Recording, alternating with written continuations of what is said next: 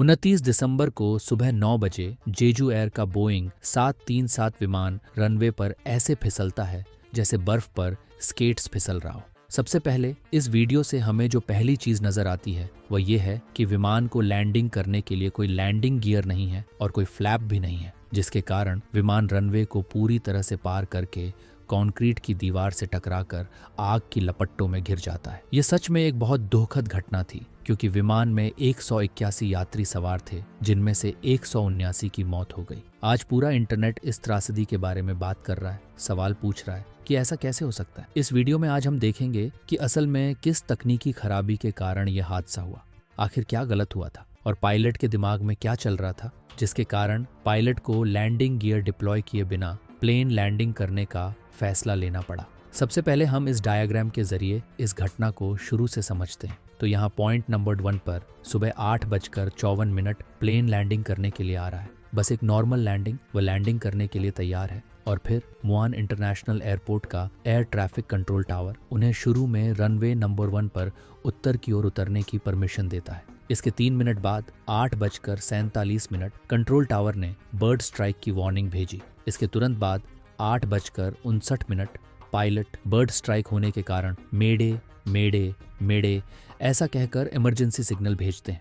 उन्हें तुरंत पता चल जाता है कि इंजन को नुकसान पहुंचा है और कुछ गड़बड़ हो गई है। पायलट गो अराउंड करके रनवे के दूसरी तरफ दक्षिण की ओर से लैंडिंग करने के लिए तैयार हो जाते हैं। अब मुझे नहीं लगता कि ये कहना एक गलत बात है, क्योंकि अगर आप किसी मुश्किल में हो तो उस मुश्किल से निपटने के लिए अलग अलग तरीके हो सकते हैं। मेरा कहने का मतलब ये है कि जब प्लेन पहली बार लैंडिंग करने के लिए आ रहा था, तब उसके दाएं इंजन पर बर्ड स्ट्राइक हमला हुआ। अब जहां तक मैंने रिसर्च करके पता किया है, जब प्लेन के इंजन पर बर्ड स्ट्राइक हमला होता है तब उसका इंजन तुरंत बंद नहीं होता, वह कम से कम थोड़े समय के लिए वर्किंग कंडीशन में होता है। उस दिन ऐसा ही हुआ। जब प्लेन के इंजन पर बर्ड स्ट्राइक हमला हुआ तब प्लेन रनवे पर लैंडिंग करने के लिए लगभग पूरी तरह से तैयार था। अब पायलट के सामने एक बड़ा सवाल खड़ा था, वह यह है कि अब क्या उन्हें आगे बढ़कर प्लेन की लैंडिंग करना चाहिए या फिर गो अराउंड करके फिर से लैंडिंग करने की कोशिश करना चाहिए। इसका आसान जवाब प्लेन को लैंड करना है। अब आपके दिमाग में यह सवाल होगा कि प्लेन में मौजूद दोनों इंजन बंद होने के कारण हाइड्रोलिक सिस्टम काम नहीं कर रहा है और इसकी वजह से लैंडिंग गियर डिप्लॉय नहीं होगा। देखिए, बोइंग 737 में लैंडिंग गियर डिप्लॉय करने के लिए 3 अलग अलग हाइड्रोलिक सिस्टम होते हैं, सिस्टम ए, सिस्टम बी और स्टैंड बाय हाइड्रोलिक सिस्टम। अगर इन तीनों सिस्टम फेल हो जाते हैं तो कॉकपिट में मैनुअल एक्सटेंशन हैंडल होता है, जो कि लैंडिंग गियर को ग्रेविटेशनल फोर्स के जरिए डिप्लॉय करता है। और फिर एक मैकेनिज्म लॉक सिस्टम होता है, जो हाइड्रोलिक प्रेशर के बिना भी लैंडिंग गियर को लॉक करता है। अब सवाल ये उठता है कि लैंडिंग गियर डिप्लॉय करने के लिए पायलट के पास इतने मल्टीपल ऑप्शंस हैं, तो उन्होंने लैंडिंग गियर क्यों नहीं डिप्लॉय किया? देखिए, जब प्लेन में तुरंत चौंकाने वाली ऐसी कोई खराबी आती है तो इसे ठीक से समझने के लिए थोड़ा समय लगता है कि अभी क्या हुआ है। जैसे कि उस दिन प्लेन के इंजन पर अचानक बर्ड स्ट्राइक हमला होने के कारण इंजन खराब हुआ और इसकी वजह से हाइड्रोलिक सिस्टम ने भी काम करना बंद कर दिया।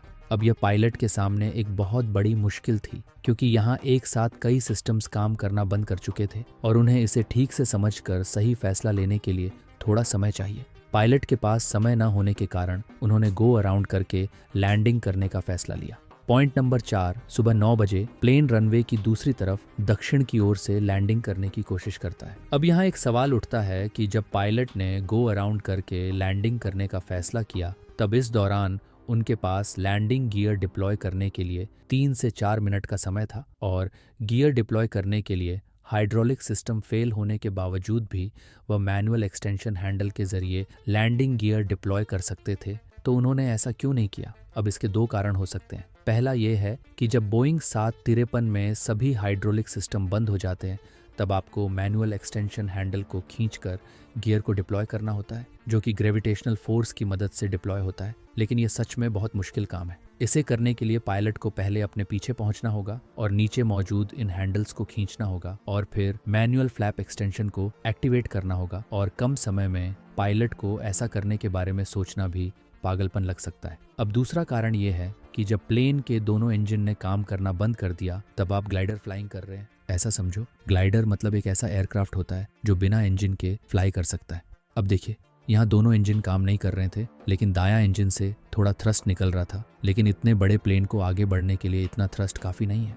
अगर पायलट ने इस समय लैंडिंग गियर डिप्लॉय किया भी होता तो बहुत ज़्यादा ड्रैग बढ़कर प्लेन आबादी वाले इलाके में गिरकर क्रैश हो जाता। ड्रैग बढ़ना मतलब अगर कोई प्लेन हवा में बहुत तेज़ी से आगे बढ़ता है तो ड्रैग उसे अपोज डायरेक्शन में फोर्स करता है। लैंडिंग गियर डिप्लॉय करने से प्लेन के आगे का एरिया फैलता है और इसकी वजह से ड्रैग बहुत ज़्यादा बढ़ता है। अब पॉइंट नंबर 6, सुबह 9:02 प्लेन रनवे पर उतरने की कोशिश करता है। लेकिन उससे पहले मैं चाहता हूं कि आप ये लैंडिंग देखें। अब जब प्लेन रनवे पर लैंडिंग करने की कोशिश कर रहा है तब वहां जो चीज़ प्लेन को लैंडिंग करने से रोक रही है वह ग्राउंड इफेक्ट है, जिसके कारण पायलट को प्लेन रनवे पर उतारने में मुश्किल हो रही है। ग्राउंड इफेक्ट तब होता है जब प्लेन लैंडिंग करने के लिए ज़मीन के करीब उड़ रहा होता है। इस दौरान प्लेन के पंखों से निकलने वाली हवा जमीन से टकराकर वापस प्लेन को ऊपर उठाती है। अब इस हालत में पायलट को प्लेन रनवे पर लैंड करना बहुत मुश्किल होता है। उस दिन जेजू एयर के साथ यही हुआ। जब प्लेन लैंडिंग करने की कोशिश कर रहा था तब ग्राउंड इफेक्ट ने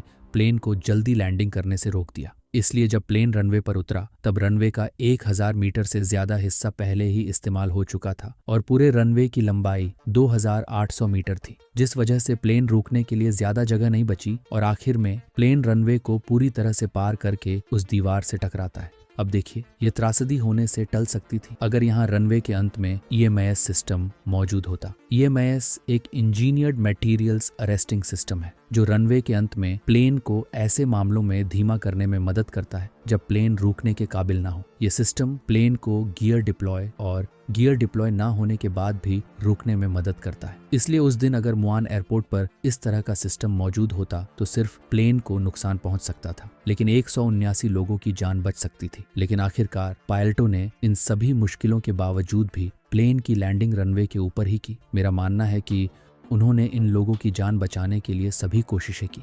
मेरी संवेदनाएं और प्रार्थनाएं पायलटों और यात्रियों के साथ उन सभी लोगों के साथ हैं जिन्होंने अपने परिवारों को खो दिया है। और आने वाले हफ्तों में हम इस बारे में और अधिक जान पाएंगे कि असल में क्या हुआ था। उम्मीद है आपको यह वीडियो पसंद आया होगा और ऐसे ही इंटरेस्टिंग वीडियोस सबसे पहले देखने के लिए चैनल को जरूर सब्सक्राइब करें। मिलते हैं अगले वीडियो में। Thank you.